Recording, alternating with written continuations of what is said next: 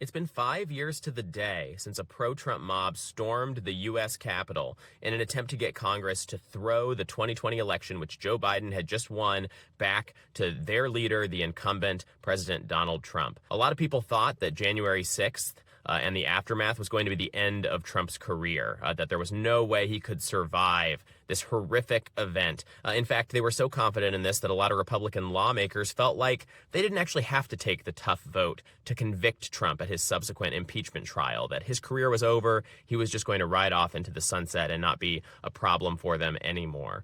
Fast forward to today, we're still living in the January 6th era. The lessons that he learned about his no longer having any need to even hardly pay lip service to these structures that are supposed to restrain him, either as a private citizen or as the president.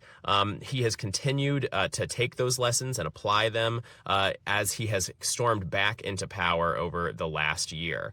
One of the weirdest things to see in all of this has not just been that he didn't pay a penalty for January 6th, but how many people seem to need to pretend that it never happened in the first place and that a similar thing couldn't happen again in a few years. Donald Trump actually has more to lose this upcoming time as he will prepare to leave office in 2028 or after the 2028 election. Last time, it was just a matter of hubris. It was a matter of not being able to see himself as a loser to Joe Biden and not being able to admit that to his supporters. But given all of the unrestrained ways in which he has been behaving ever since, there's a lot more riding on him continuing to hold presidential power this time around.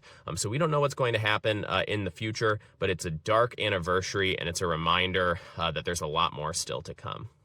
I wrote about all this for The Bulwark this morning in the Morning Shots newsletter. Hope you'll go give it a read.